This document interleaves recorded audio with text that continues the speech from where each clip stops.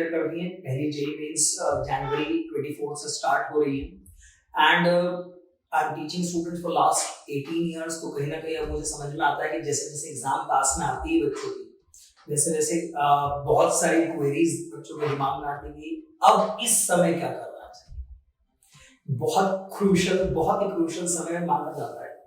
तो मैंने हमेशा बच्चों को इतने सालों में पढ़ाते समय यही कहा है कि जब आप इस जंक्चर पे पहुंच जाए, जब आपकी एग्जामिनेशन बहुत पास में आ रही है, तो डोंट गेट पैनिक। सबसे पहली चीज ये मत सोचिए कि आपको अभी बहुत कम आता है या आप कितना कर सकते हैं, कितना करा आपने। आप बस यही सोचिए कि अब हम और कितना कर सकते हैं। देखिए बहुत सिंपल सा स्टैटिस्टिक्स है। लास्ट ईयर अगर मैं 2022 की बात करूं तो कई सेट्स ऐसे थे जेईई मेंस के जिसमें 170 मार्क्स पे भी स्टूडेंट्स के 99 परसेंटाइल थे, और मैथ्स में तो मैं कहूंगा स्पेशली और 40 से 50 के बीच में 99 परसेंटाइल स्टूडेंट के स्कोर थे। तो इट्स नॉट दैट कि आपको पूरा पेपर हमेशा करने की जरूरत होती है। To get good score in JEE mains आपको 60% भी अगर आप स्कोर करते हैं, then again that's you are under top 1% student of the country.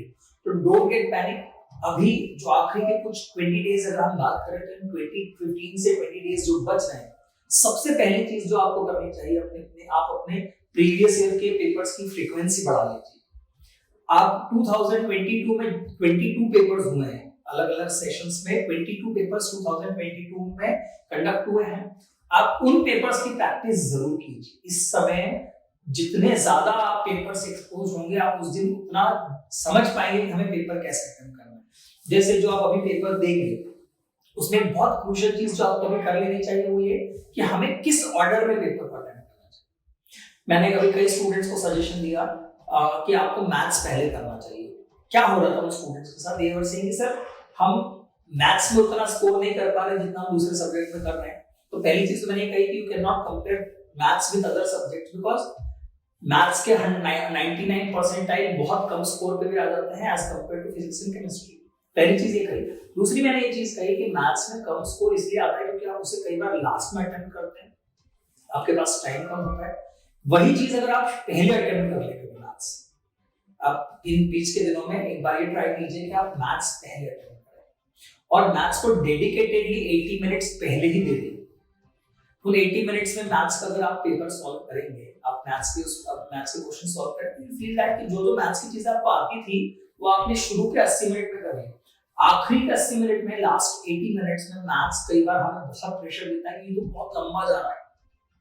शुरू के 80 मिनट्स में थोड़ा रिलैक्स होता है, आप क्वेश्चन सिलेक्ट कर पाते हैं कि हमें कौन से करना है। दूसरी बहुत इंपॉर्टेंट बात जो अभी सबसे क्रूशियल है मैथ्स के साथ वो ये कि आपका क्वेश्चन का सिलेक्शन सही है।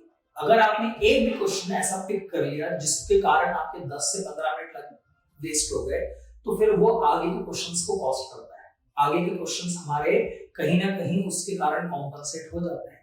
तो आपको ये भी धीरे धीरे सीखना है कि मुझे कौन सा क्वेश्चन अभी नहीं करना चाहिए।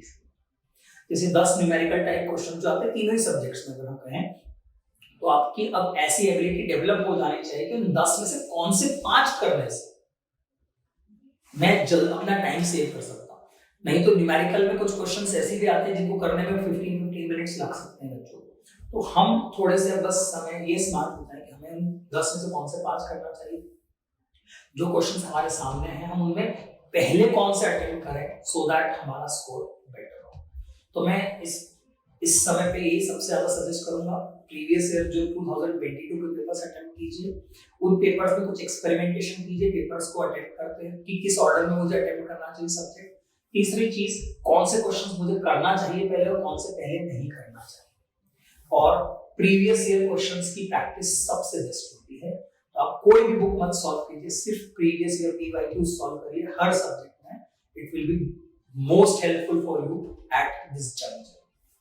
आई थिंक ये इस समय के लिए मेरी जो कुछ इतने सालों के एक्सपीरियंस है, जो मैंने आपको चीजें कही, होपफुली वो आपके लिए कुछ फायदा करे। थैंक यू बच्चों, थैंक यू वेरी मच।